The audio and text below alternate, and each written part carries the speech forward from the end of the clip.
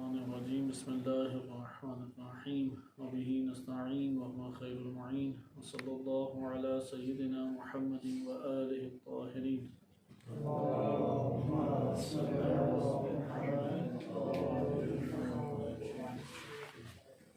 آج ہماری گفتگو فرشتوں کے موضوع پہ ان فرشتوں کے مجموعے پر ہے کہ جو انسان کے لیے دعا کرتے ہیں یا انسان کے لیے استغفار کرتے ہیں، اور وہ فرشتے کے جو لعنت بھیجتے ہیں یعنی بد دعا کرتے ہیں، کیونکہ لعنت بد دعا ہے۔ ماہ مبارک رمضان کی مناسبت سے جو ملائکہ کا موضوع ہم نے شروع کیا، اس کی ابتدا میں ہم نے حقیقت ملائکہ کو دیکھا تھا۔ حقیقت ملائکہ کے مختلف ہمارے پاس پہلو آتے ہیں۔ صرف میں اشارہ کر کے دوبارہ اس مجموعے کی طرف منتقل ہوتا ہوں تاکہ ہمارے ذہنوں میں رہے کہ کون کون سے مباحث ابھی ہم نے مطالعہ نہیں کیے۔ ہم نے خلقت کے اعتبار سے کہ کس مجموعے میں ملائکہ کا شمار ہوتا ہے یہ مطالعہ کیا، اور دیکھا کہ تحقیقی رائے یہی ہے کہ فرشتے جوہر ہیں، اور فرشتے اللہ سبحانہ وتعالیٰ کے موتی ہیں۔ جوہر ہونے سے مراد ہے کہ نور سے تشکیل پائے ہیں، نوری ایک مخلوق ہیں، مجرد ایک مخلوق ہیں۔ جوہر اور مجرد ہونا اور ان کا باشعور اور اہل عقل ہونا، یہ تین ایسے اوصاف ہیں کہ جو ان کی حقیقت میں شامل ہیں۔ پہلا یہ ہے کہ جوہر اعراض میں سے نہیں ہے، دوسرا یہ ہے کہ مجرد ہیں، مادہ نہیں ہے، اس لیے مادی احکام ان کی حقیقت میں جاری نہیں ہوتے، اور نمبر 3 اہل عقل ہیں، شہوات نہیں رکھتے، عقل ہیں۔ اور ہمارے پاس شواہد قرآن روایات اہل بیت علیہ السلام سے بھی ہیں، اور ایک حد تک قرآن کریم سے بھی ہم استدلال بعض جگہوں سے کر سکتے ہیں۔ جیسے حضرت ابراہیم علیہ السلام کے پاس آئے تو انہوں نے اپنے ہاتھ کھانے کی طرف نہیں بڑھائے، کیونکہ ان کے مادی حاجات ان کی نہیں، اس لیے انہوں نے کھانا نہیں کھایا۔ اسی طرح سے ان کے اور ہیں کہ تمثل اختیار کرتے ہیں، لیکن حقیقت ویسی رہتی ہے۔ بس یہ پہلا پہلو تھا کہ کس مجموعے سے تعلق ہے، یہ ہم نے اس کو پڑھا۔ دوسرا ہم نے یہ مطالعہ کیا کہ قرآن کریم کی آیات میں کہ یہ متمثل ہوتے ہیں، فرشتے صورت اختیار کر لیتے ہیں لیکن ان کی حقیقت اپنی جگہ اسی طرح سے باقی رہتی ہے، اور قرآن کریم کی آیات کے مطابق صورت بشر کو اختیار کرتے ہیں۔ بشر کے علاوہ کوئی اور صورت وہ اختیار کرتے یا نہیں کرتے، اس کے بارے میں اختلاف ہے۔ روایات اہل بیت علیہ السلام کے اس حوالے سے بعض روایات میں، ایک روایت میں اس طرح تعبیر آئی ہے کہ اللہ تعالیٰ نے مثلا فلاں جگہ کے فرشتوں کو مثلا مرغے کی صورت میں بنایا، مرغے کی صورت میں ہو رہا ہے، بعض میں فلاں کی صورت میں ہے، لیکن وہ روایت سنداً ضعیف ہے، ذکر بعض کر دیتے ہیں، لیکن صورت بشر یقینی ہے ہمارے پاس۔ اسی طرح حجر اسود کے بارے میں بعض اشارے روایات میں وارد ہوئے ہیں کہ یہ ایک فرشتہ ہے جو روز قیامت گواہی دے گا کہ جس نے اس کو بوسہ دیا یا جس نے اس کو ہاتھ اٹھا کے سلام کیا۔ اہل سنت میں بھی اس سے ملتی جلتی احادیث ہیں، اگرچہ ضعیف السند اکثر بیشتر روایات ہیں یہ، لیکن آپ حاجیوں کو دیکھیں، اکثر بیشتر حاجی جو بوسہ نہیں دے سکتے حجر اسود کو، ہاتھ اٹھا کے اس کی طرف سلام کرتے ہیں۔ اب یہ روایات کہتے ہیں کہ پتھر کی صورت اختیار کی، پیچھے حقیقت اس کی فرشتہ ہے، تمثل پتھر اس نے کر لیا، لیکن ہم ابھی ان احتمالات کو ترک کرتے ہیں، اور جو ٹھوس بنیادوں پہ مضبوط منابع سے ہمارے پاس آتی ہے وہ ہے صورت بشر۔ صورت بشر میں متمثل ضرور ہوتے ہیں، لیکن اسی کے ضمن میں چند احکام ہمارے پاس رہ جاتے ہیں۔ مثلا اسی میں اپنے مجموعے دیکھے کہ کتنے بنتے ہیں، آسمانی فرشتے ہیں، زمینی فرشتے ہیں، تدبیر کرنے والے فرشتے ہیں، مقربین میں سے ہیں، انسانی اعمال کے ساتھ مختص ہیں، اور بھی مجموعے اس طریقے سے ہمارے سامنے آ سکتے ہیں۔ بعض نے 6 مجموعے ذکر کیے ہیں، بعض نے 5، مولا صدرہ رحمۃ اللہ علیہ نے بنیادی طور پہ 3 مجموعے بنائے، لیکن بعض دیگر کتابوں میں انہوں نے ان 3 کو مزید پھیلایا ہے۔ حتیٰ کہ اگر عرفا کی کتابیں پڑھیں تو وہاں پہ ایک اور خاص ترتیب بھی آ جاتی ہے۔ ایک ہمارے پاس فرشتے ہیں جو کہ سب سے بالا ترین مرتبے کے فرشتے ہیں، یہ جو سب سے بالا ترین مرتبے کے فرشتے ہیں یہ کہتے ہیں کروبین۔ کروبین یہ خصوصاً صوفیہ اور عرفا کے اس میں زیادہ ان کا تذکرہ آتا ہے۔ ہمارے ہاں ایک روایت ہے، میں کروبین کا چھوٹا سا تعارف کرا کے انشاءاللہ آگے آپ کی خدمت میں ان اپنے موضوع کی طرف آتے ہیں ہم، اور وہ بیان کیا جاتا ہے۔ کروبین کے حوالے سے بسائل الدرجات میں ایک روایت وارد ہوئی ہے، وإلا اس کا تذکرہ کروبین کا ہمارے ہاں دیگر کتابوں میں موجود نہیں ہے، اور ان روایات کے علاوہ اہل سنت کی کتب میں بھی خاص اس کا تذکرہ موجود نہیں ہے۔ بسائل الدرجات ہے، ثواب الاعمال ہے، ان کتابوں میں کروبین کا تذکرہ ہے۔ یہ کروبین خاص نوعیت کے ملائکہ ہیں، کروبیین ہے، اور بعض جگہوں پہ کروبین بھی آیا ہے۔ کروبیین کے بارے میں ایک روایت اگرچہ بعض سنداً ضعیف قرار دیتے ہیں، لیکن تذکرہ قدیم ہماری معتبر کتب میں ہے۔ بسائل الدرجات میں جلد نمبر 1 صفحہ 69، اس میں امام صادق علیہ السلام سے منقول ہے، ان الکروبیین قوم من شیعتنا من الخلق الاول، پہلی خلقت سے ہمارے شیعوں میں سے ایک قوم ہے جسے کہتے ہیں کروبیین۔ کروبیین کو سب سے افضل ترین فرشتوں میں خلقت، حتیٰ کہ مثلا جبرائیل علیہ السلام ان سے بھی بالا تر ممکن ہے قرار دیا جا سکے اگر ترتیب بنائی جائے۔ ان الکروبیین قوم من شیعتنا من الخلق الاول جعلہم اللہ خلف العرش، عرش کے خلف پیچھے اللہ تعالیٰ نے انہیں قرار دیا ہے۔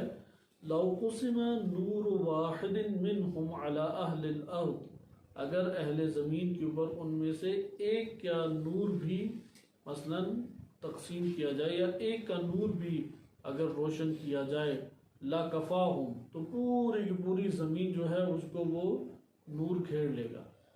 ثم قال، پھر فرمایا امام علیہ السلام نے، ان موسیٰ لما سأل ربہ، جناب موسیٰ کلیم اللہ علیہ السلام نے جب اپنے رب سے سوال کیا تھا، ما سأل امر واحدا من الکروبیین، کہ ان میں سے کروبیین میں سے کسی ایک نے بھی انہوں نے جو سوال کیا، ما سأل، تو اللہ سبحانہ وتعالیٰ نے ان کروبیین میں سے ایک کو امرا واحدا من الکروبیین، کہ وہ واقعہ ہے ما سأل، یہاں پہ مراد یہ کہ جو موسیٰ علیہ السلام کا واقعہ اس کی طرف اشارہ ہے کہ ان کے پاس لوگ آئے، پھر موسیٰ علیہ السلام نے اللہ سے تقاضا کیا، یعنی لما سأل ربہ ما سأل امرا واحدا من الکروبیین، تو اللہ نے ایک کروبیین میں سے ایک کو حکم دیا، فتجلی للجبل، وہ پہاڑ کے اوپر متجلی ہوا، فجعلہ دکا، تو وہ کیا ہو گیا، پہاڑ سارا کا سارا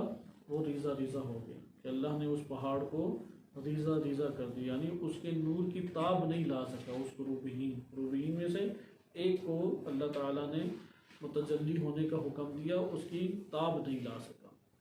یہ آپ نے ایک روایت کروبیین کے حوالے سے ملاحظہ کی۔ دوسری روایت کروبیین کے حوالے سے ہے غیبت نعمانی میں۔ کروبیین کے اس لیے میں آپ کی خدمت میں تذکرہ پیش کر رہا ہوں کہ ہمارے پاس جو شیعہ روایات ہیں ان میں اس کا تذکرہ ہے، وَإِلَّا اس کا تذکرہ بالخصوص عرفا و جو اہل علم صوفیہ ہیں ان کی کتب میں اس کا تذکرہ آتا ہے۔ غیبت نعمانی میں امام تقی علیہ السلام سے، امام باقر علیہ السلام سے یہ روایت منقول ہے، ابو حمزہ صومالی نے نقل کی ہے۔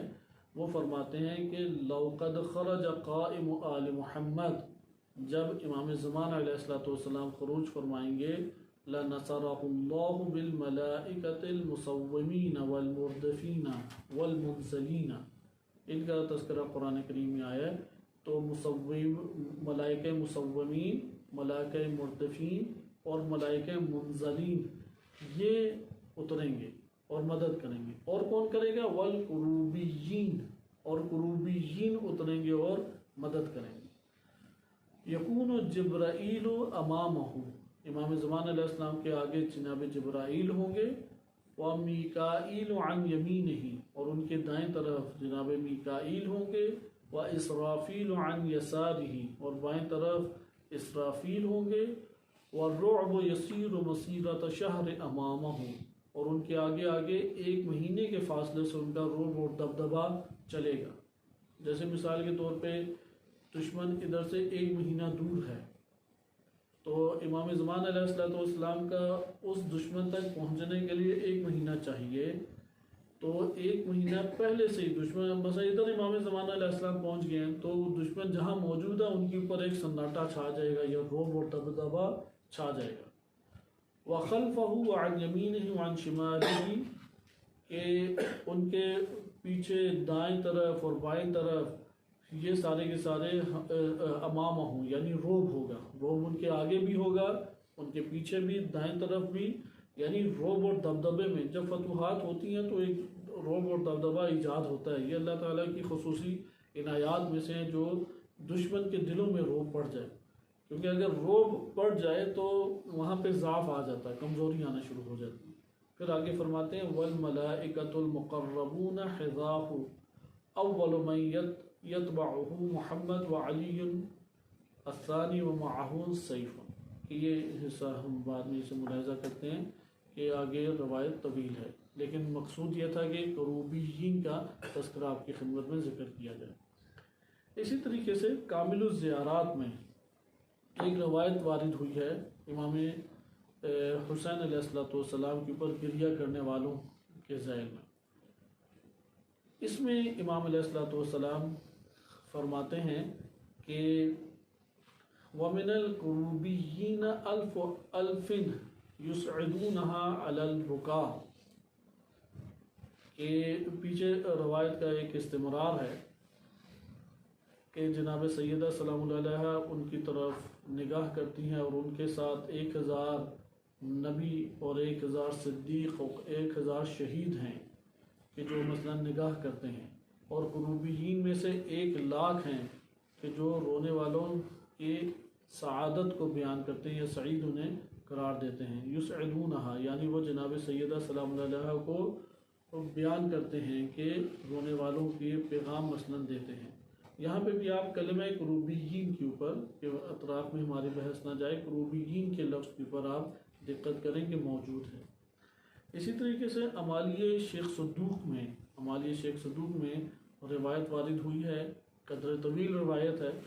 اس روایت میں بھی کروبیین کا تذکرہ آیا ہے کہ وَالْقُرُوبِيِّينَ أَن تَسْتَغْفِرُوا لِأُمَّةِ مُحَمَّدٍ صلی اللہ علیہ وآلہ، کہ اللہ سبحانہ وتعالیٰ کے فرشتے ہیں جبرائیل، میکائیل، اسرافیل اور حملۃ العرش، عرش کو اٹھانے والے، اور کروبیین ہیں۔ یہ کروبیین کیا کرتے ہیں کہ نبی صلی اللہ علیہ وسلم کی امت کے لیے استغفار کرتے ہیں۔ جیسے آج کا موضوع بھی ہمارا یہی ہے کہ استغفار کرنے والے فرشتے، کہ مومنین کے لیے جو استغفار کرتے ہیں۔ ہم دعا کے اوپر ابھی آج رہیں گے، کل انشاءاللہ تعالی استغفار والے کو ہم اگر ممکن ہوا تو دیکھ سکیں گے۔ تو یہ روایت اپنے طور پہ اہمیت کی حامل فرشتوں کے تعارف کے اعتبار سے روایت ہے۔ ثواب الاعمال میں بھی اسی طرح سے کروبیین کا تذکرہ ہے، اور وہ بھی یہی روایت ہے جو امالیہ شیخ صدوق میں ذکر ہوئی ہے۔ یہ ہمارے پاس وہ احادیث مبارکہ تھی کہ جن میں کروبیین کا تذکرہ ہے۔ بقیہ ہمارے پاس آ جاتی ہیں دعاؤں کی بات، تو اس میں مصباح المتہجد میں ایک دعائے سماعت ہے، اس کے ذیل میں کروبیین کا تذکرہ وارد ہوا ہے۔ تو یہ کروبیین یہ خصوصی ایک قسم کی مخلوق ہے۔ ابھی آپ کے سامنے اس کو جمع بندی کریں گے کہ کروبیین کا تذکرہ آتا کہاں سے ہے، لیکن کروبیین ایک اہم فرشتوں کی نوع ہے جن کا جاننا ہمارے لیے ضروری تھا۔ کسی سے یعنی اصناف جو ہم نے پڑھی، ان اصناف میں واضح طور پہ اس کا بیان ابھی تک نہیں آ رہا تھا، اس لیے اپنے ذہن میں ایک ترتیب آپ دوستوں نے خود برقرار رکھنی ہے کہ قرآن کریم کے اور روایات اہل بیت علیہ السلام کے تناظر میں ہم ملائکہ کی مختلف اصناف پڑھ رہے ہیں، لیکن ان ملائکہ کی اصناف کا فہم حاصل کرنے کے لیے ہمیں بار بار رجوع کرنا پڑے گا اس موضوع کی طرف کہ حقیقت ملائکہ کیا ہے، اور اس حقیقت ملائکہ سے مربوط جو مباحث ہیں وہی ہمیں ان روایات کو صحیح سمجھنے میں ہمیں مدد دیں گے۔ جیسا کہ بھی آپ یہ دیکھ رہے ہیں کہ ایک نو ہمارے پاس کروبیین کے حوالے سے آئی، اور یہ خواہش تھی کہ پہلے ہی سے تفصیل سے بیان کیا جاتا ہے، لیکن آج اس کی ہمیں قدر بہتر فرصت ملی ہے کہ آپ ابھی روایات کے تناظر میں دیکھیں، کیونکہ اہل سنت کتب کے اندر اس کا تذکرہ ضعیف روایات میں آیا، یا آپ کہہ لیں کہ احادیث کے اندر نہیں آیا، بلکہ جو ان کے صوفیہ ہیں ان کی کتب میں آیا۔ یہ ابن عباس سے ایک روایت میں اہل سنت میں آیا ہے کہ ابن عباس نے یوم تشقق السماء بالغمام، اس کے ذیل میں جو بات بیان کی ہے اس میں ذکر کیا ہے کہ ثم یأتی الرب تبارک وتعالی فی کروبیین وہم اکثر من اہل السماوات والارض، آسمانوں اور زمین سے بڑھ کر ہیں یہ لوگ، کروبیین ایک تعداد ہے۔ وَإِلَّا یہ کروبیین کا تذکرہ صوفیہ نے فقط کیا ہے، لیکن جب آپ مکتب اہل بیت کی مثلا اہل سنت اہل حدیث طبقہ اہل سنت کا کروبیین کو تسلیم نہیں کرے گا، کیونکہ نبی صلی اللہ علیہ وسلم سے روایت نہیں آئی۔ ابن عباس سے ایک روایت آئی بھی ہے، وہ بھی ان کی نظر میں سندن ثابت نہیں ہے، اور بقیہ آئی ہے مثلا ذنون سے یا محاسبی نے ذکر کیا ہے، عرفا نے یا ان کے صوفیہ نے تذکرہ کیا، لیکن مکتب اہل بیت علیہ السلام انتہائی زرخیز مکتب ہے، اور کائنات کے اسرار اسی مکتب کی روایات میں موجود ہیں۔ کروبیین اس لیے ہمارے لیے ایک اور پہلو سے بھی اہمیت کا حامل ہے کہ عرفا نے جو کائنات کی حقیقت اور حقائق کے حوالے سے گفتگو کی ہے، اس میں کروبیین کے عنوان سے بہت گفتگو کی ہے۔ اس لیے کوئی عرفانی کتاب ایسی نہیں ہے کہ جب اس میں عوالم کا تذکرہ کیا جائے تو کروبیین کا تذکرہ اس میں نہ کیا جائے۔ کروبیین اس لیے اہمیت کی حامل ایک مخلوق ہمارے پاس بنتی ہے۔ جامع الاخبار شعیری کی کتاب ہے، معروف ترین شخصیت محمد بن محمد شعیری کے مکتب اہل بیت علیہ السلام سے ان کا تعلق ہے۔ انہوں نے ایک اور روایت ذکر کی ہے اپنی کتاب میں، 27 نمبر مسواک کے احکام کے ذیل میں 27 نمبر فصل ہے، اس میں کا صرف وہ اتنا حصہ میں آپ کے سامنے بیان کرتا ہوں کہ جو شخص مثلا مسواک کرتا ہے ہر روز، جو من استاک کل یوم مرۃ، جو ایک مرتبہ مسواک کرتا ہے یعنی دان برش کرتا ہے تو اللہ اس سے راضی ہوتا ہے، اس کے لیے جنت ہے۔ جو 2 مرتبہ مسواک کرتا ہے تو اس نے سنت انبیاء کو ادامہ دیا اور جاری کی، اور اللہ سبحانہ وتعالیٰ ہر نماز جو مسواک کر کے پڑھی جائے اس کے مقابلے میں اسے 100 رکعت کا ثواب اللہ تعالیٰ دیتا ہے، اور فقر سے اسے مستغنی کرتا ہے۔ اور تطیب نکحتہ، نکحہ جو ہے یہ جاننے کا کلمہ ہے کہ اس کا مطلب کیا ہے۔ غالباً اس کے منہ سے، انسان کے منہ سے جو بدبو یا خوشبو اٹھتی ہے، منہ سے انسان کی نا جو نکلتی ہے بو، اسے کہتے ہیں نکحتن۔ نکحہ یعنی منہ سے نکلنے والی بو، اللہ سبحانہ وتعالیٰ اسے خوشبو میں بدل دیتا ہے۔ تطیب نکحتہ یعنی یہ مسواک جو ہے یہ خوشبودار بناتی ہے۔ وَيَزِيدُ فِي حِفْظِهِ، اور اس کے حافظے کو قوی کرتی ہے، اس کے فہم کو مضبوط کرتی ہے، وہ کھانا صحیح طرح سے کھا سکتا ہے، اس کے جو اضراس ہیں، اوجاع و اضراس ہی، وہ درد بھاگ جاتے ہیں، یہ جو دانتوں میں مسوڑوں پہ یا انسان کے چبانے والے دانت ہیں ان میں ہوتے ہیں، اور کمزوری کو بھگا دیتی ہے۔ یہاں سے اب ہمارے ٹاپک سے تعلق ہے۔ وَتُصَافِحُهُ الْمَلَائِكَةُ لِمَا يَرَوْنَ عَلَيْهِ مِنَ النُّورِ، کہ نور جو ہے یعنی فرشتے گندگی کی جگہوں پہ نہیں آتے، صاف اور پاکیزہ جگہوں پہ آتے ہیں، بدبودار جگہوں پہ نہیں آتے۔ گند بچا ہوا ہے، مثلا کچن میں کوڑا سارا پڑا ہوا ہے، میل کچیل ایک طرف ہے، خصوصاً کہ کسی کی اگر تہذیب کو دیکھنا ہے، جیسے کہ یہ قول معروف ہے، تو 2 جگہیں دیکھیں اس کی، ایک باتھ روم دیکھیں، ایک کچن دیکھیں۔ اگر کوئی کچن کو صاف ستھرا رکھتا ہے اور باتھ روم کو صاف ستھرا رکھتا ہے تو سمجھ لیں کہ یہ صاف ستھرا انسان ہے، اور اگر یہ 2 جگہیں خراب ہیں تو سمجھ لیں کہ اس نے جتنا بھی چمکایا ہو پورا گھر، تو سمجھ لیں آپ کے آنے پہ اس نے چمکایا۔ یہ 2 ایسی جگہیں ہیں کہ جو گندگی کا ڈھیر ہیں، جو اس گندگی کے ڈھیر کو صاف کرنے کا عادی ہوگا وہ بقیہ جگہوں کو بھی وہ صاف کرے گا۔ اس لیے فرشتے مصافحہ اس سے کرتے ہیں کیونکہ ایک نور دیکھ رہے ہوتے ہیں اس جگہ پہ۔ وَيَنْقَى أَسْنَانُهُ، اس کے دانت صاف رہتے ہیں۔ وَتُشَيِّعُهُ الْمَلَائِكَةُ عِنْدَ خُرُوجِهِ مِنَ الْبَيْتِ، وہ گھر سے نکلتا ہے تو ملائکہ ہے اس کے پیچھے پیچھے ساتھ چلتے ہیں. وَتَسْتَغْفِرُ لَهُ الْحَمَلَةُ الْعَرْشِ وَالْكُرُوبِيِّينَ، آپ نے پھر دیکھا کہ استغفار کرنے والے فرشتوں میں کون آگے؟ عرش کو اٹھائے ہوئے اور کروبیین. اب آپ ادھر سے تھوڑا سا کروبیین کی معرفت حاصل کرتے ہوئے مطلب کو جوڑیں. ہم نے جو بصائر الدرجات کی روایت پڑھی اس میں کروبیین کو اللہ نے کہاں پہ خلق کیا؟ عرش کو اٹھانے والوں میں یا عرش کے پیچھے؟ عرش کے پیچھے. اس کا یہ مطلب ہے کہ عرش کو اٹھانے والوں سے بالا تر ہیں، کیونکہ اگر آپ قرآن کریم کی آیات کا مطالعہ کریں تو آیات کریمہ میں سب سے بلند ترین کون سا مرتبہ بیان کیا گیا؟ عرش کو اٹھانے والے فرشتے، پھر عرش کے ارد گرد فرشتے، اس کے بعد تدبیر کرنے والے فرشتے یا وحی لے کے آنے والے فرشتے، اور اس کے بعد پھر انسان کے ساتھ یا انسانی اعمال کے ساتھ جو مربوط فرشتے ہیں. یہ کروبیین جو ہے حملۃ العرش والکروبیین، جو کروبیین اس کے بعد ہیں.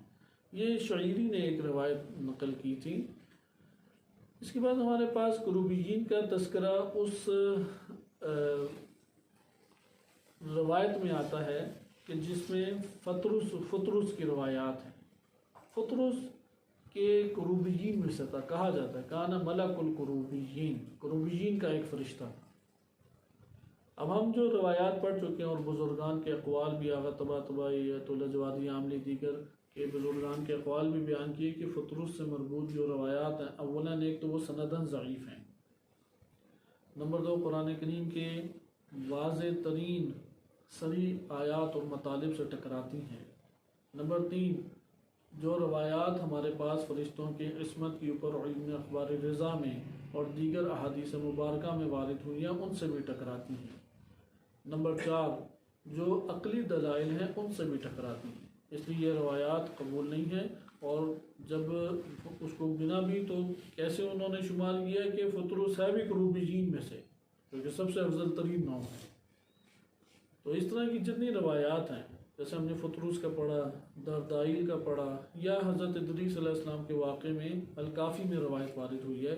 ایک فرشتے کو اللہ نے عتاب کیا اور زمین کے اوپر اسے بھیج دیا. حضرت ادریس علیہ السلام کی برکت سے انہیں شفاعت ملی، تو ادریس علیہ السلام نے کہا کہ مجھے پھر اوپر ملک الموت سے میری ملاقات کرانا. تو یہ بھی اس طرح کی جتنی روایات ہیں یہ ان چار وجوہات کی بنیاد پہ قابل قبول قرار نہیں پائیں گی. اس طرح سے اور جگہوں پہ بھی کروبیین کا تذکرہ وارد ہوا ہے، جیسا کہ مزار کبیر معروف کتاب ہے ابن مشہدی کی، دعاؤں کی کتاب ہے. اس میں وہ ذکر کرتے ہیں اللہم وخصص روح الامین صلواتک علیہ باضعافها منک. پھر آگے کہتے ہیں وعلی ملائکتک المقربین، کہ بار الہ تو وخصص خاص کر دے روح الامین کو من کا، یعنی اپنی جانب سے، باضعافها کئی گنا زیادہ، اضعاف کہتے ہیں ایک شے کا کئی گنا ہو جانا، اور اپنے قریبی ترین ملائکہ و طبقات القروبیین و روحانیین، اور قروبیین کے طبقات اور روحانیین کے طبقات. ادھر بھی دعا پڑھنا بھی آپ کے سامنے مقصود نہیں تھا، صرف اشارہ کرنا مقصود تھا کہ دعاؤں میں بھی آپ دیکھیں کن کے پہلوؤں میں یہ قروبیین کا تذکرہ وارد ہوا جا رہا ہے. اقبال الاعمال میں بھی اسی طریقے سے روایات وارد ہوئی ہیں، مثلا یا رب جبرائیل، اے جبرائیل کے رب، و میکائیل و اسرافیل و جمیع الملائکۃ المقربین، کہ جبرائیل، میکائیل، اسرافیل اور تمام ملائکہ مقربین کے رب، والقروبیین اور قروبیین کے رب، و کرام الکاتبین و جمیع الملائکۃ المسبحین بحمدک، کہ آپ نے قرآن کریم کی آیات میں دیکھا کہ جو عرش کے ارد گرد ہیں وہ سارے اللہ کی حمد کے ساتھ اس کی تسبیح کر رہے ہیں. تو یہ اقبال الاعمال میں اہل بیت علیہ السلام سے روایات وارد ہوئی ہیں. ایک اور روایت وارد ہوئی ہے، اس میں بھی اسی طرح بحق الملائکۃ المقربین والروحانیین والقروبیین والمسبحین، یہ سب فرشتوں کے اصناف ہیں. اب روحانیین ہم نے نہیں پڑھا، یہ دعاؤں کی کتابوں میں ہمیں کلمہ روحانیین نظر آ رہا ہے اور ہم اسے مطالعہ کر رہے ہیں، لیکن ابھی آپ اپنا فوکس جو ہے وہ کروبیین کے اوپر رکھیں. وائلا روحانیین کا تذکرہ بھی مختلف قسم کے روایات میں وارد ہوا ہے، اور اس طرح سے وارد ہوا ہے کہ یہ عرش کی مثلا دائیں طرف موجود ہیں اور اللہ نے انہیں نور سے خلق کیا ہے. آپ کروبیین کو پہلے دیکھ لیں، پھر ہم روحانیین کا ایک چھوٹا سا تذکرہ مطالعہ کریں گے، کیونکہ پہلے بھی ہم نے جو کلمات پڑھے ادھر کیا تھا، کروبیین کے ساتھ ہی کس کا تذکرہ ہے، روحانیین. خصوصاً اس جملے کے اوپر کہ جو نقل کیے ہیں دعا، یہ لیلہ عرفہ کی دعا ہے. سید ابن طوس رحمۃ اللہ علیہ نے اقبال الاعمال میں تذکرہ کیا. کائنات کے جو بہت سارے معارف اور حقائق ہیں، اس طرف خصوصی آپ لوگ توجہ رکھیں کہ اس کا ایک بڑا حصہ دعاؤں میں آیا. جو اہل بیت علیہ السلام سے دعائیں منقول ہیں، بہت بڑا حصہ اس میں آیا. ان میں سے ایک یہی دعا ہے، وَبِحَقِّ الْمَلَائِكَةِ الْمُقَرَّبِينَ. بس ملائکہ مقربین ایک صنف ہو گئے. وَالْرُوحَانِيِّينَ، روحانیین کیا ہو گئی، ایک اور صنف ہو گئے. وَالْقُرُوبِيِّينَ، ایک اور صنف قروبیین ہو گئی. وَالْمُسَبِّحِينَ لَكَ بِاللَّيْلِ وَالنَّهَارِ، رات اور دن میں قروبی مسبحین ہیں جو اللہ کی تسبیح کرتے ہیں. لا یفترون، اور اللہ پہ افطرا پردازی نہیں کرتے. اس دعا میں یہ 4 قسمیں بیان کی گئی ہیں، مقربین، روحانیین اور قروبیین اور مسبحین.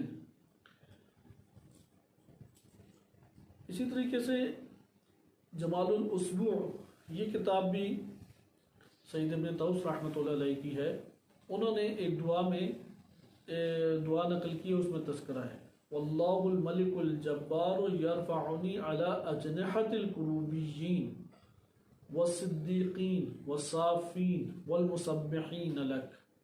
یہ بھی فرشتوں کی آپ اصناف قرار دے سکتے ہیں کہ قروبین کے اجنحہ پہ اللہ مجھے اٹھا لے، مجھے بلند فرما، کس کے اوپر، قروبیین کے پروں پر، اور صدیقین والصافین والمسبحین. ادھر بھی آپ دیکھیں قروبین کا تذکرہ وارد ہوا ہے.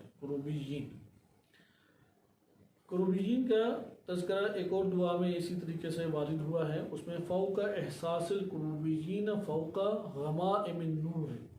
یہ ہمارے پاس مختلف طرح کی بہرحال دعائیں ہیں، اور دعاؤں میں بھی تذکرہ موجود ہے، مسلسل دعائیں ہیں. سب دعائیں آپ کے سامنے نہیں ایک خدمت میں عرض کی جا رہی، لیکن یہ قروبین کا تذکرہ آپ نے احادیث اور احادیث کے بعد دعاؤں میں اور دعاؤں میں مسلسل یہ وارد ہوا ہے. ہمیں انشاءاللہ بھی دیکھتے ہیں کہ قروبیین کے بارے میں علماء کیا بیان فرماتے ہیں. روحانیین کو دیکھیں. روحانیین کا تذکرہ صحیفہ سجادیہ میں بھی وارد ہوا ہے. دعا نمبر 3 ہے. آپ جانتے ہیں 3 نمبر دعا فرشتوں ہی سے متعلق ہے. ہم اپنے دروس میں اس دعا کو مکمل نہیں پڑھ سکے. آپ خود اس کی طرف مراجعہ کریں. مفتی جعفر حسین رحمۃ اللہ علیہ نے بڑا اچھا اس کا ترجمہ بھی کیا ہوا ہے، اور اس کی شرح کو آپ انہی دروس کے تناظر میں ملاحظہ کر سکتے ہیں. اس میں امام سجاد علیہ السلام درود بھیجتے ہیں، وصلی فصلی علیہم وعلی الروحانیین من الملائکۃ کا، کہ اپنے ملائکہ میں سے روحانیین کے اوپر پروردگار تیرا درود ہو. وصلی علیہم، ان کے اوپر. فرشتوں کی اصناف کے حوالے سے بہت بہترین یہ دعا ہے، بہت ہی بہترین. اس لیے ضرور اس دعا نمبر 3 کا مراجعہ کریں. ایک ہے خطبہ اشباع، جو کہ 89 نمبر نہج البلاغہ میں خطبہ ہے. بہت خوبصورت تذکرہ وارد ہوا ہے امیر المومنین علیہ السلام کا. وہ ہم نے مکمل پڑھا تذکرہ جو ادھر وارد ہوا تھا، لیکن یہ دعا نمبر 3 ہم سے رہ گئی. تو اس میں دیکھیں روحانیین کا تذکرہ وارد ہوا ہے.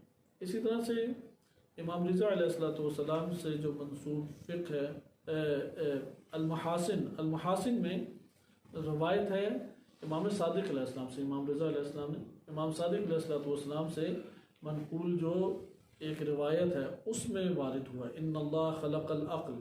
یہ الکافی میں بھی روایت وارد ہوئی ہے. آپ الکافی سے پڑھیں تو زیادہ بہتر ہے، اس کا اعتبار بڑھ جاتا ہے. جلد نمبر 1 صفحہ 21 میں امام صادق علیہ السلام فرماتے ہیں ان اللہ عز و جل خلق العقل، اللہ نے عقل کو خلق کیا. وہو اول خلق من الروحانیین عن یمین العرش من نورہ، کہ یہ عرش کے دائیں طرف سے اسی کے نور سے پہلی خلقت روحانیین میں سے.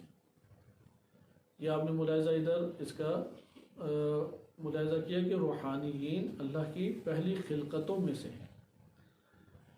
اسی طرح توحید شیخ صدوق میں بھی وارد ہوا ہے کہ ان خلق جبرائیل عظیم فهو من الروحانیین الذین لا يدرک خلقهم وصفتهم الا اللہ رب العالمین، کہ جبرائیل علیہ السلام کی جو خلقت ہے وہ عظیم ہے، وہ بہت ان سے بڑھ کر ہے۔ فهو من الروحانیین، جبرائیل کن میں سے ہیں؟ روحانیین فرشتوں میں سے ہیں، کہ جن کی خلقت کو اور جن کے وصف کو کوئی نہیں جانتا سوائے اللہ رب العالمین۔ یہ توحید شیخ صدوق رحمۃ اللہ علیہ میں روایت وارد ہوئی ہے۔ جناب جبرائیل کا ہم نے نئی موضوع اٹھایا کیونکہ طویل موضوع ہے اور اس کے اوپر واقعات اور روایات بھی کثیر ہیں، آیات کریمہ بھی اس کے اوپر باقاعدہ موجود ہیں۔ پھر یہ کہ نبی صلی اللہ علیہ وسلم نے اصل حالت میں کتنی دفعہ دیکھا، اصل صورت میں، رآ جبرائیل فی صورت ہی، یہ وہ صورت یعنی خلقت کے اعتبار سے جو ان کی حقیقت ہے، مرتین، 2 مرتبہ انہیں دیکھا۔ تو یہ آپ نے دیکھا کہ روحانیین میں سے تعلق ہے۔ روحانیین اور قروبیین یہ بزرگ ترین فرشتوں میں سے ہیں۔ تو یہ شیخ صدوق میں ایک اور روایت وارد ہوئی ہے جس میں وہ بیان فرماتے ہیں امام معصوم سے یہ روایت کہ یأخذ من ملک فوقہ من الروحانیین، کہ فوقہ من الروحانیین، کہ ان سے اوپر روحانیین ہیں۔ یہ روحانیین کا تذکرہ تھا آپ کی خدمت میں، اور ادھر سے ہمیں قروبیین اور روحانیین کا بارے میں کچھ معلومات ملی۔ بقیہ حدیث کو ہم چھوڑتے ہیں اور اس سے آج ہمارے لیے آشنائی ہوئی۔ ہم اس جگہ پہ دیکھیں کہ قروبیین یا فرشتوں کا اب ہمارے سامنے اگر ہم ایک فہرست بنائیں تو وہ فہرست ہمارے پاس کس اعتبار سے یا کیسے بنتی ہے۔ آیت اللہ حسن زادہ آملی نے اس عنوان سے ایک مجموعہ آپ کہہ لیں کہ ترتیب ایک بیان کی ہے کہ سب سے اوپر کون سے فرشتے ہیں، اس کے بعد کون سے فرشتے ہیں۔ انہوں نے ان کی کتاب ہے 1001 نکتے، جس میں 1000 اور 1001 نکات انہوں نے ذکر کیے ہیں۔ اس میں فرشتوں کے حوالے سے انہوں نے ترتیب ایک بیان کی ہے۔ یہ ترتیب اپنے طور پہ دلچسپ ہے، لیکن انہوں نے اس ترتیب کو روایات اہل بیت علیہ السلام اور دیگر کتب کی مناسبت سے لکھا ہے، کیونکہ ایک عرفانی ذوق رکھتے ہیں اور عرفا نے ہی قروبیین کو تفصیل کے ساتھ ذکر کیا ہے۔ تو یہ آپ کی خدمت میں ان کا کلام اگر پڑھ سکیں تو وہ میں آپ کو پڑھ کے بیان کرتا ہوں کہ جو انہوں نے ذکر کیے ہیں، فرشتوں کی یہ تعداد ذکر کی ہے۔ فرشتوں کا جو بیان ہمارے پاس عرفان کے ذیل میں آتا ہے وہ خود کافی دلچسپ ہے، اور اس کی جو تشریح وہ بیان کرتے ہیں اس میں بھی بہت سارے ہمارے پاس محاسن آتے ہیں۔ مثلا ان کا نزول ہے، ان کا صعود ہے، ان کا احاطہ ہے، ان کی مختلف قسم کے پھر عدد ہے، تعداد ہے، ان کے مختلف اعمال ہیں، ان سب سے انہوں نے ایک نو بحث کی ہے۔ بہرحال میرے پاس ابھی وہ نہیں نکل سکا کہ جس میں انہوں نے ایک ترتیب بیان کی ہے۔ آپ خلاصہ اس کا میں آپ کے سامنے بیان کر دیتا ہوں کہ 5-6 انہوں نے ترتیب بیان کی ہے۔ سب سے اوپر جو سی ترتیب ہے وہ ترتیب بنتی ہے قروبیین کی۔ قروبیین سب سے بالا ترین فرشتے انہوں نے قرار دیے ہیں۔ قروبیین کے بعد جو فرشتے آتے ہیں وہ فرشتے ہمارے پاس آتے ہیں مقربین۔ مقربین دوسرے ہمارے پاس فرشتے ہیں۔ ان کے بعد ہمارے پاس جو ترتیب ہے وہ ترتیب، حتیٰ کہ بعض کتب میں اس طرح سے بھی عرفا نے بیان کیا ہے کہ اللہ سبحانہ وتعالیٰ نے جب سب فرشتوں کو حکم دیا کہ سجدہ کریں آدم کو، تو قروبیین وہ فرشتے تھے کہ جن کو یہ حکم شامل نہیں تھا۔ اس قدر ان کے بارے میں یہ بات بیان کی جاتی ہے کہ وہ فرشتے ہیں کہ جن کو جو اس حکم سے بھی بالاتر قرار پائے۔ لہذا یہ فرشتوں کا عدد ہے قروبیین کی، اس لیے منزلت ہے۔ اور یہ صرف شیعہ عرفا نہیں، اہل سنت بھی ایک بڑی تعداد اس باب میں اس بات کی قائل ہے، اور اگرچہ ہم ادھر بحث کر سکتے ہیں کہ قرآن کریم نے جب تذکرہ کیا تو قرآن تو کلہم اجمعون کہتا ہے، یہ بار بار تاکید لائے۔ ہمارے مقصد یہ نہیں ہے کہ عرفا کے قول کی وجہ سے یہ قائل کریں کہ نہیں فرشتوں کا ایک جو مجموعہ تھا وہ آدم علیہ السلام کے سامنے نہیں جھکا، کیونکہ ایک بڑی بحث ہے حقیقت فرشتہ کے ذیل میں، اور ہمارے علماء عقائد نے اس سے تفصیلی بحث بھی کی ہے۔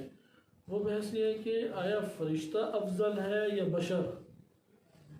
فرشتہ افضل ہے یا بشر؟ مکتب تشیع اس بات کی قائل ہے، عام اس کے کہ عقائد کے علماء ہوں یا مکتب تشیع کے فلاسفہ یا عرفا ہوں، مکتب تشیع اس بات کی قائل ہے کہ افضل ترین بشر ہے۔ البتہ بشر سے مراد بھی نبی صلی اللہ علیہ وسلم اور انبیاء علیہ السلام ہیں، خصوصاً نبی صلی اللہ علیہ وسلم۔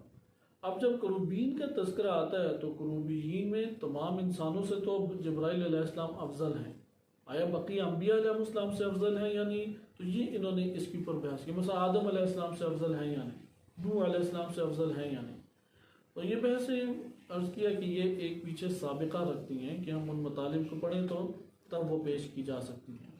خلاصہ کلام کسی اور مورد میں انشاءاللہ تعالی بقیہ بعض نکات دیکھیں گے کہ کروبیین اور کروبیین کے اوصاف کیا علماء نے بیان کیے ہیں، اور جناب جبرائیل علیہ السلام آیا کروبیین میں سے ہیں، روحانیین میں سے ہیں، آیا وہ ان کے اوپر بھی ایک طبقہ بالا بنتے ہیں یا نہیں، یعنی ان کے بھی وہ ایک رئیس اور ان کی بھی مدیریت کرنے والے قرار پاتے ہیں یا قرار نہیں پاتے، کیونکہ حملات عرش اور ان سے حملات عرش کے اوپر کون ہے؟ کروبیین، اور حملات عرش کے دائیں طرف ہے روحانیین۔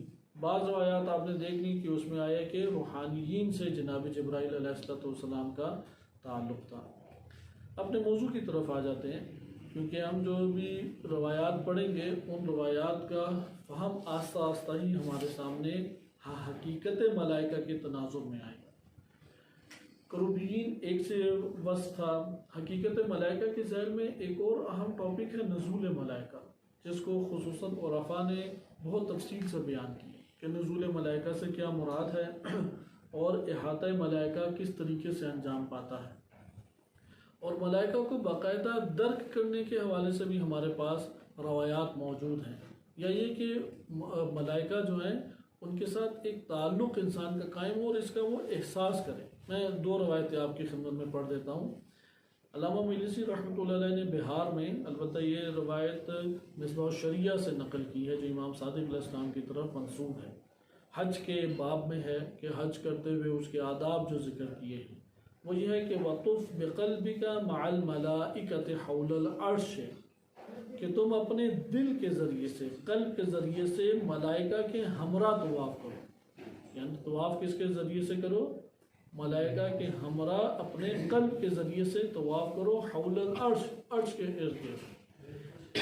بہت دقیق اس میں بعض نکات ہیں۔ نمبر ایک، قلب کے ساتھ بھی طواف ہے، فقط جسم کے ساتھ طواف نہیں ہے، جسمانی فقط طواف نہیں ہے، وَإِلَّا طواف تو آپ ایک ویل چیئر پہ بھی کر لیں، سواری پہ بھی کر لیں، پیدل چل کے کر لیں، کر سکتے ہیں جسمانی طور پہ، تو پڑھنا بھی کچھ واجب نہیں ہے، پاک اور طاہر ہونی نماز والی شرائط ہیں، قربتاً اللہ ہو، باوضو ہوں، باطہارت ہوں، تو آپ طواف چکر آپ نے لگانے ہیں، حجر اسود سے شروع کرنا، اسی کے اوپر ختم کرنا ہے، اور کعبہ آپ کے بائیں طرف ہونا چاہیے، کندھا نہیں آپ کا ہلنا چاہیے، دائیں طرف یا اپنی جگہ نہ چھوڑ دیں، یہ طواف ہے کعبے کا ظاہری طواف۔ لیکن یہاں پہ امام صادق علیہ السلام سے جو منسوب یہ روایت ہے کہ علامہ مجلسی نے بھی اس کا اعتبار کرتے ہوئے بہار میں اسے درج کیا کہ دل سے طواف ایک ہونا چاہیے، لیکن قلب کی پہنچ کہاں پہ ہے؟ جسم اور حواس کی وہاں پہ پہنچ نہیں ہے۔ جو حواس کے دائرے میں ہی زندگی بسر کرنا چاہتے ہیں، یہ مرحلہ بھی ہم یہ نہیں کہتے کہ یہ حرام ہے، یہ تباہ و برباد حتمن ہے، لیکن حیوانی مرحلہ ہے۔ حیوان ہے کہ جو حس کے مرحلے میں زندگی بسر کرتا ہے۔ انسان کی عظمت ہے کہ قلب کے مرحلے کے اوپر زندگی بسر کرے۔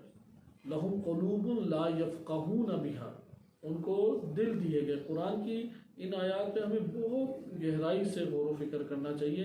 قرآن نے تفقہ کا تعلق کس سے جوڑا ہے؟ دیکھیں آپ اس آیت پہ سورہ اعراف کی غالباً 172 نمبر آیت ہے، لہم قلوب لا یفقہون بہا، لا یعقلون نہیں کہا، کیا کہا ہے؟ قلوب لا یفقہون۔ قلب کا تعلق کس سے ہے؟ فقہ، فقہ کہتے ہیں دقت سے ایک شے کو لینا، غور و فکر اور زحمت سے ایک شے کو لینے کو کیا کہتے ہیں؟ قلب، قلب سے تعلق جوڑا ہے۔ اسی طرح آپ قرآن میں دیکھیں ہدایت کا تعلق کس سے ہے؟ قلب سے۔ آپ صرف قلب والی آیات جمع کریں اور دیکھیں کہ قلب کے کیا اوصاف قرآن نے ذکر کیے، لیکن جہاں عقل استعمال کی ہے وہاں پہ قلب والے اوصاف بھی نہیں ہیں۔ عقل کو قلب سے جدا قرآن کریم نے کیا، وَإِلَّا اگر قلب اور عقل ایک ہی چیز ہوتی تو وہاں پہ قرآن کریم کی آیات میں یہ آرام سے وارد ہو سکتا تھا۔ لہذا عقل کا ایک مرحلہ ہے اور قلب کیا ہے؟ ایک جداگانہ امر ہے۔ اس جگہ پہ عقل کے ذریعے نہیں کہا جا رہا، یہ توجہ کے قابل چیز ہے کہ وَطُفْ بِقَلْبِكَ، یہ نہیں کہا بے عقل کا، کیا کہا گیا کہ بے قلب کا، اپنے قلب کے، کیونکہ قلب کی رسائی فہم تک بھی ہے، قلب کی رسائی عرش تک ہو جاتی ہے۔ انسانی جسم کی رسائی عرش الہی تک نہیں ہے، قلب انسانی کی رسائی عرش تک ہے، وہ عرش کے گرد طواف کر سکتا ہے۔ اس لیے وَطُفْ بِقَلْبِكَ مَعَ الْمَلَائِكَةِ، ملائکہ کی ہمراہی جسم سے کبھی محسوس نہیں ہو سکتی، قلب سے محسوس ہو سکتی ہے۔ جو قلبی دنیا میں جینے کا عادی نہیں ہے، اس کا یہ مطلب ہے وہ انسانی مرحلے میں جینے کا عادی نہیں ہے۔ وہ انسان تب بنتا ہے کہ جب وہ قلب کے مرحلے پہ پہنچے۔ اسی لیے جہاں پہ قلب سے تفقع نہیں ہے ادھر قرآن نے کیا بیان کیا؟ اولئک کالانعام۔ جہاں قلب ہی بند ہو گیا کہا کہ یہ تو مثل مواشی ہیں، بل ہم اضل، یہ مواشیوں سے بدتر ہیں۔ اس لیے انسانی سرمایہ قلب اور عقل و سماعت و بصیرت ہے۔ سماعت یعنی دل کے کان، بصیرت یعنی دل کی آنکھیں، یعنی قلب یعنی تفکر قلبی۔ اگر یہ ہے تو یہ پھر مواشی نہیں ہے، اگر یہ نہیں ہے تو پھر مواشی والی زندگی ہے۔ یہ قرآن کا بہت آشکار واضح حکم ہے۔ اس لیے یہاں پہ بھی آپ دیکھیں کہ قلب کے ذریعے سے ملائکہ کا پتہ لگے گا کہ کل بھی ہم نے تھوڑا سا اشارہ کیا شرائط کے حوالے سے، اور آج بھی آپ نے ملاحظہ کیا کہ قلب ہے کہ جو روحوں کی ملائکہ کی معیت کا احساس کر سکتا ہے۔ قلب ہمارے پاس ہی، ہم سے جدا نہیں ہے، ہماری حقیقت ہی ہے، ہم ہی ہیں، لیکن اس کے اوپر غفلتیں چھائی ہوئی ہیں، اس کے اوپر گناہوں کی ظلمتیں چھائی ہوئی ہیں، اس کے اندر انرجی اور طاقت علمی ہم نے بھری نہیں ہے، اسے زحمتوں کا عادی ہی نہیں ہم نے بنایا، غور و فکر کے اعتبار سے ہم نے کام ہی نہیں لیا، اس کا نتیجہ پھر آ کے یہ بیٹھتا چلا جاتا ہے۔ وَطُفْ بِقَلْبِكَ مَعَ الْمَلَائِكَةِ حَوْلَ الْعَرْشِ كَطَوَافِكَ مَعَ الْمُسْلِمِينَ بِنَفْسِكَ حَوْلَ الْبَيْتِ، کہ تم خانہ کعبہ کے گرد مسلمانوں کے ہمراہ جس طریقے سے طواف کرتے ہو ایسا ہی طواف اپنے قلب کے ذریعے سے ملائکہ کے ہمراہ کرو۔ لہذا ملائکہ کی ہمراہی کو انسان کے لیے جاننا ضروری ہے۔ اگر انسان یہ جان لے قربین کے ساتھ انسان کیا تعلق ہو سکتا ہے۔ انشاءاللہ ہمارا ایک ٹاپک آئے گا کہ ملائکہ کی گفتگو انبیاء کے ساتھ اور غیر انبیاء کے ساتھ، تو وہاں پہ پتہ لگے کہ جبرائیل امین علیہ السلام انبیاء کے پاس آئیں تو وہی لے کے آتے ہیں، البتہ ہمیشہ وہی لے کے نہیں آتے، جیسے حضرت بعض انبیاء علیہ السلام سے گفتگو کی ممکن ہے کہ وہ بعنوان وہی گفتگو نہ ہو، نبی صلی اللہ علیہ وسلم کے ایسے کئی واقعات ہیں، لیکن وہی جب اللہ تعالیٰ ارسال فرماتا تھا تو جناب جبرائیل علیہ السلام واسطہ بنتے ہیں۔ اسی طریقے سے جناب جبرائیل علیہ السلام کی گفتگو غیر انبیاء کے ساتھ قرآن نے بھی ذکر کی ہے، مثلا جناب مریم سلام اللہ علیہا کہ ان سے گفتگو کی، جناب اسی طرح سے سارہ کے بارے میں کہ آپ نے آیت کے ذیل میں جو روایت تھی اس میں آپ نے ملاحظہ کیا، اور واقعات ہیں انشاءاللہ ہم پڑھیں گے۔ اگر قلبی طور پہ انسان توانا اندر سے اپنے آپ کو کر لے، وہ یہ صلاحیت حاصل کر سکتا ہے کہ فرشتوں سے گفتگو کر سکے۔ یہ یاد رکھیں کہ فرشتوں سے گفتگو اللہ تعالیٰ کا فیض جو ہے وہ فقط اور فقط ایک قوم کے لیے جاری نہیں ہوتا، بلکہ فیض الہی کا معیار ہے صلاحیت انسان۔ وہ جتنی صلاحیت پیدا کر لے اسی کے مطابق، کیونکہ وہاں سے تو لامحدود سمندر اور خزانے جاری ہو رہے ہیں، انسان نے اپنے نصیب کو پا لینا ہے، انسان نے اپنے حصے کو پانے کی کوشش کرنا ہے. اس کے حصے میں یہ مرتبہ بھی آ جائے گا کہ فرشتوں سے وہ گفتگو کر سکے یا محو گفتگو فرشتے قرار پائے. اسی طریقے سے ایک اور روایت ہے امام حسن عسکری علیہ السلام سے، ان کی تفسیر میں منقول ہے، تفسیر امام حسن عسکری میں، اور علامہ مجلسی نے اس کو نقل کیا ہے اپنی بہار میں بھی، کہ اس میں امام عسکری علیہ السلام فرماتے ہیں فَالْمَلَكُ لَا تُشَاهِدُهُ حَوَاسُكُمْ. بہت واضح یہ روایت ہے کہ تمہارے حواس وہ فرشتے کا مشاہدہ نہیں کر سکتے. دوبارہ میں آپ کے سامنے جملہ پڑھتا ہوں کیونکہ یہ وہ اشتباہات ہیں کہ جو ہمارے معاشروں کے اندر قائم ہیں، انسان کے اپنے خیالات کی دنیا میں قائم ہیں. فَالْمَلَكُ لَا تُشَاهِدُهُ حَوَاسُكُمْ، تمہارے حواس فرشتے کا مشاہدہ نہیں کر سکتے. لِأَنَّهُ مِن جِنْسِ هَذَا الْهَوَىٰ، وہ اس ہوا کی جنس ہے جو تمہیں نظر نہیں آتی. جس طرح ہوا کا مشاہدہ نہیں کر سکتے، وہ اس طرح تم اس کا بھی مشاہدہ نہیں کر سکتے. لا عیان منہ، کیونکہ وہ اس طرح سے عینی ایک شے جو آنکھوں سے دکھائی دے نہیں ہے. وَلَوْ شَاهَدْتُمُوهُ، اور اگر تم اس ملک کو مشاہدہ کر لو یا اس ملک کو دیکھ لو، بِأَن يُزَادَ فِي قُوَّةِ أَبْصَارِكُمْ، کہ تم لوگوں کے اگر قوت بصارت بہت بڑھا دی جائے اور اتنی توانائی دے دی جائے کہ تم اس کا کیا کر لو مشاہدہ، تو لَقُلْتُمْ لَيْسَ هَذَا مَلَكًا، کہ یہ تو ملک نہیں ہے. جیسے قوموں نے کہا، داہیہ کلبی بیٹھے ہوتے تھے نبی صلی اللہ علیہ وسلم سے، جیسے شیعہ سنی کتب میں آیا ہے جناب جبرائیل ان کی صورت میں متمثل ہوتے تھے. تو لوگ کیا کہتے تھے، یہ تو جبرائیل نہیں، یہ تو کون ہے، بشر ہے. بل هذا بشرون، لوگ کہیں گے کہ یہ بشر ہے. لأنه انما كان يظهر لكم بصورة البشر، کیونکہ تم لوگوں کے سامنے وہ جو ظاہر ہوا ہے وہ تو بشر کی صورت میں ظاہر ہوا ہے. الذي قد ألفتموه، اس بشر کی صورت میں جس سے تم لوگ مانوس ہو. یہ وہی تمثل والی تعریف جو ہم پیچھے پڑھ چکے ہیں کہ فرشتہ کون سی صورت اختیار کرتا ہے، جو لوگوں کی مانوسیت جس سے ہو. لِتَفْهَمُوا عَنْهُ مَقَالَهُ، تاکہ فرشتے کی گفتگو کو تم اس سے سمجھ سکو. وَتَعْرِفُ بِهِ خِطَابَهُ، تاکہ اس وجہ سے یعنی وہ جو تمثل اس نے اختیار کی، اس کے ذریعے سے تم اس کے خطاب کو، وَمُرَادَهُ، اور اس کی مراد کو سمجھ سکو. یہ ہمارے پاس باتیں آئیں. آئے اب ہم تھوڑا سا تذکرہ دعاؤں والے فرشتوں کا بھی کر لیتے ہیں، تاکہ ہمارا یہ جو کلام آپ کے سامنے روایات کا آئے، وہ بولتے ہیں، وہ کہتے ہیں، وہ ابھی ہم نہیں سن سکتے. وہ حجاب ہمارے لیے اس طرح نہیں ہے کہ وہ کہکشاؤں پہ ہم زمین پہ ہیں تو زمینی فاصلے نہیں ہیں، مادی فاصلے نہیں ہیں. فاصلے کہاں پہ ہیں؟ قلبی فاصلے ہیں. قلب میں ظلمتیں ہیں، یعنی حجاب نورانی و حجاب ظلمانی ہے. حجاب نورانی یعنی خوراک اتنی نہیں پہنچی، ضعف اور ناتوانی اتنی ہے کہ وہ درک ہی نہیں کر سکتا، اسے کہتے ہیں حجاب نورانی، کہ اس کے اندر طاقت نہیں ہے، استعداد نہیں ہے.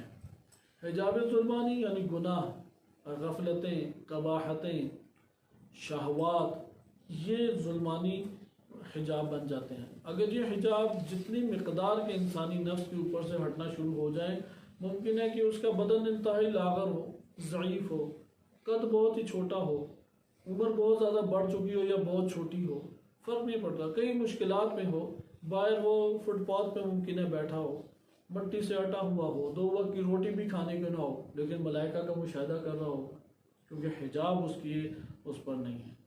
لہذا حجاب جو ہے وہ زیادہ مال آنے سے، زیادہ کھانے سے اور بہترین پہننے سے، اس سے حجاب نہیں ہٹتے. حجاب کے لیے نورانی قلب کو منور کرنا پڑتا ہے.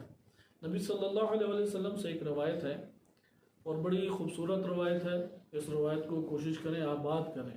مثلا ہم بعض تذکرہ اپنے پچھلے دروس میں پڑھ چکے ہیں. مثلا گھر سے نکلتے ہوئے کی دعا، بسم اللہ وآمنت باللہ وتوکلت علی اللہ وما شاء اللہ لا حول ولا، وا نہیں ہے اس میں، بسم اللہ آمنت باللہ توکلت علیہ ما شاء اللہ لا حول ولا قوت الا باللہ. 5 صرف 5 کلمات ہیں.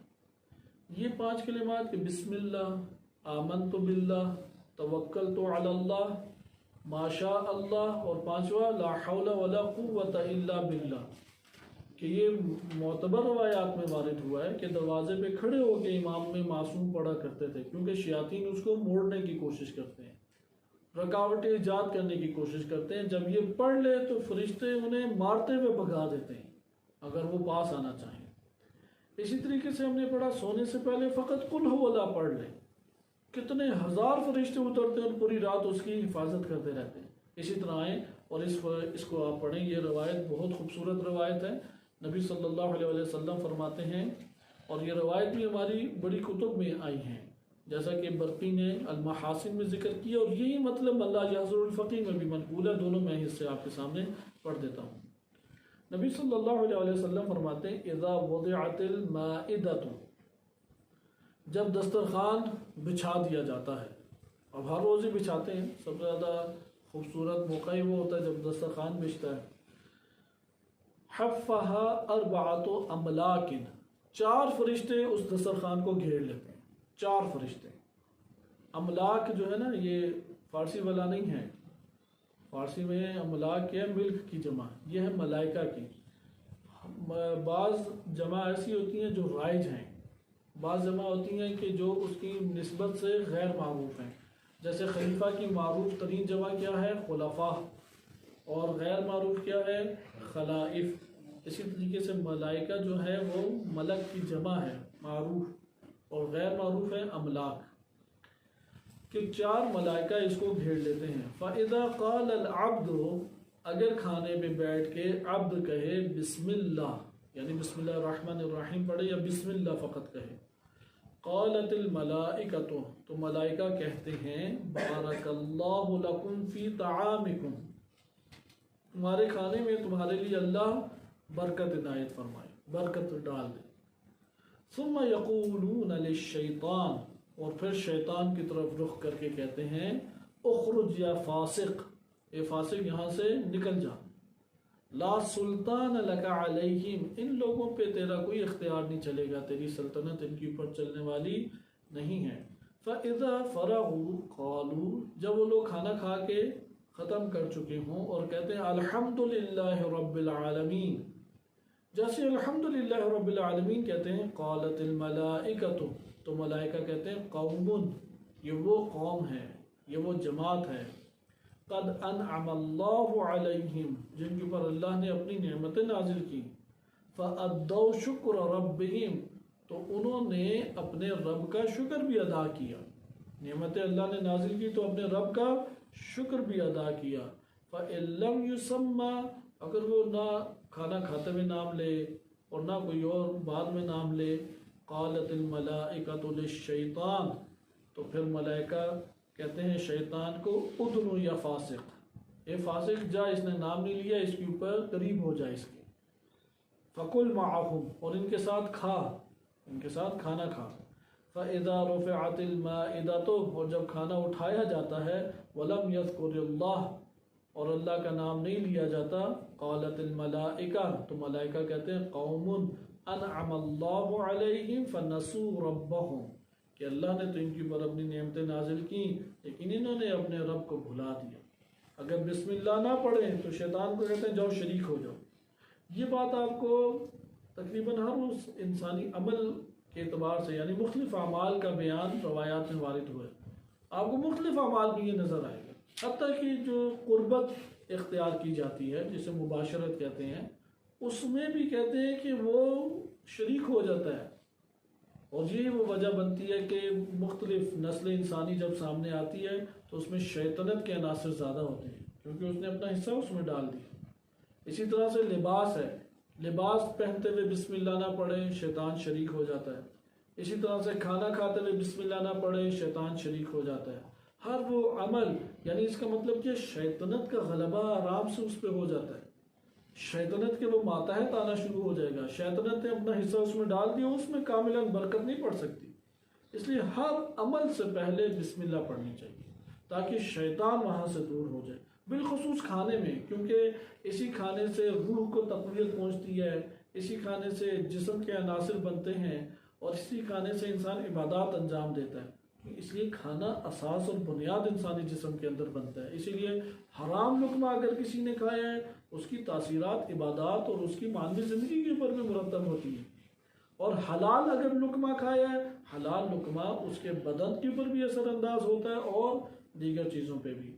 اور انہی میں سے کیونکہ برزخی ایک مرحلہ ہے کہ انسان اگر اپنے قلب کو پاک کرے تو وہ برزخ کے حقائق کا مشاہدہ قلبی کر سکتا ہے۔ والد ہوئے یہ معروف ایک شخصیت تقی جعفری گزرے ہیں مرحوم، ان کے بارے میں والد ہوئے کہ وہ ایک دعوت میں تشریف لے گئے، تو وہاں پہ اپنے ان کے دوست کی دعوت تھی، بیٹھے تو شدید کھانے سے بو آئی، بڑا کنٹرول کیا انہوں نے اپنے وجود میں کہ میں نہ کھاؤں، میں کھا لوں اور بو کا احساس نہ کروں۔ کہتے ہیں میں ہاتھ بڑھانے لگا، اس قدر وہ تیز اور شدید بو تھی کہ مجھ سے نہیں رہا گیا، اٹھ گیا میں۔ تو انہوں نے مجھے پھر لائے اور کہا کہ نہیں اس میں کوئی ایسی چیز نہیں، کسی کو بھی بو نہیں آ رہی۔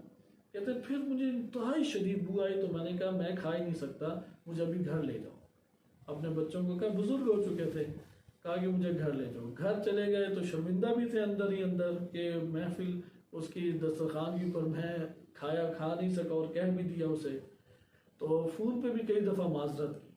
تو اگلے دن اس صاحب خانہ جو صاحب گھر تھا اس کا فون آیا اور کہا کہ ہم آپ سے معذرت کرتے ہیں کیونکہ ہم نے جو مرغ بنایا تھا وہ شرعی ذبح نہیں ہوا تھا، وہ حرام ذبح ہوا تھا، تو وہ حرام کھانے کی بو تھی، کیونکہ وہ ایک معنوی مقام پہ تھے اور اس بو کا انہوں نے احساس کر لیا۔ بہت سارے ایسے افراد ہیں انہیں الٹی آ جاتی ہے، اندر لقمہ ہی نہیں جاتا، فوراً ہی الٹی کر دیتے ہیں۔ معنوی مقامات ان چیزوں کو درک کر سکتے ہیں، جیسے بھی آپ نے دیکھا امام عسکری علیہ السلام سے منسوب روایت میں کہ امام فرماتے ہیں کہ تم حواس سے تو مشاہدہ نہیں کر سکتے، اور اگر بصارت میں تمہارے اضافہ کر دیا جائے اور وہ صورت میں متمثل ہو جائے اور تم فرشتے کو دیکھ بھی لو تو تم کیا فرشتے کو کہے گو ہذا بشر، یہ تو بشر ہے۔ اس لیے فرشتے کے بشر کی صورت میں آ جائے تو تم کیوں متمثل ہوتا ہے؟ اس لیے متمثل ہوتا ہے تاکہ گفتگو سن سکو، بات چیت کر سکو، وإلا یہ گفتگو جو روایت میں بیان کی گئی ہے یہ انسان کے معنوی بلندی کے ساتھ انسان کے سامنے آشکار ہو سکتی ہے۔ اس لیے کھانوں کے اثرات ہیں، یعنی شیطان کی شرکت وہ روحانی مرتبے سے بہت آشکار ہو جاتی ہے، اور مرتے ساتھ انسان کے لیے اس دنیا میں کیوں نہیں آشکار ہوتی؟ دنیا اور بدن سے تعلق مضبوط ہونے کی وجہ سے۔ بدن سے جتنا قلیل تعلق ہمارا رہ جائے گا اگلا جہان اتنا کھل جائے گا، اگلا جہان جتنا کھلے گا اتنے اس کے حقائق سامنے آئیں گے، اور اس کھانے کی حقیقت ان کے سامنے آ گئی کہ یہ ایک مردار پڑا ہوا میرے سامنے جسے میں کھانا چاہ رہا ہوں۔ بہرحال ہمارے یہاں تو پاکستان میں اصلی مردار ہی کئی دفعہ پتہ ہوتا مردار ہیں، پکڑ کے کھا جاتے ہیں، تو اس کا علم نہیں ہوتا، لیکن حقیقت اگر دیکھیں تو وہ انتہائی بدترین شے ہے۔ یہ روایت تکرار ہوئی ہے من لا یعذر الفقی میں، اور اس کے کلمات میں تیزی سے اب بغیر عربی پڑھے آپ کے بیان کر دیتا ہوں۔ امام صادق علیہ السلام فرماتے ہیں کہ نبی صلی اللہ علیہ وسلم نے فرمایا کھانا جب چن دیا جاتا ہے، یعنی دسترخوان بچھا دیا جاتا ہے، 4 فرشتے آگے گھیر لیتے ہیں۔ اگر بندہ بسم اللہ پڑھے تو فرشتے کہتے ہیں اخزا، یعنی ذلیل و خوار ہو کے نکل جا، شیطان کو کہتے ہیں۔ اگر بسم اللہ پڑھ لے تو شیطان کو فرشتے کیسے کہتے ہیں کہ ادھر سے ذلیل و خوار ہو کے نکل جا یا فاسق، تیرا ان کے اوپر کوئی گزر بسر نہیں چلے گا۔ اور جب وہ فارغ ہو کے الحمدللہ کہتے ہیں تو کہتے ہیں کہ یہ وہ قوم ہے کہ جس پر اللہ نے نعمتیں نازل کی تو اس نے اپنے رب کا شکر ادا کیا۔ اور اگر وہ بسم اللہ لم یقول بسم اللہ، اگر بسم اللہ نہیں پڑھتے تو فرشتے کہتے ہیں کہ اے شیطان ادنو یا فاسق، اے فاسق اس کے قریب ہو جا اور جا فقل معہم، ان کے ساتھ بیٹھ اور ان کے حصے دار بن جا۔ اور جب کھانا اٹھا لیا جاتا ہے فلم یحمد اللہ، اور اللہ کی حمد بجا نہیں لاتے، تو فرشتے کہتے ہیں یہ وہ قوم ہے کہ جن کے اوپر اللہ نے نعمتوں کو نازل کیا اور انہوں نے اپنے رب کو بھلا دیا۔ یہ چند وہ اعمال تھے جو آپ کے سامنے ذکر کیے گئے۔ انشاءاللہ بقیہ کے بارے میں معلومات اگر انشاءاللہ میسر آئیں گے آپ کی خدمت میں پیش کی جائیں گی۔ وصلی اللہ علی سیدنا محمد وآلہ الطاہرین۔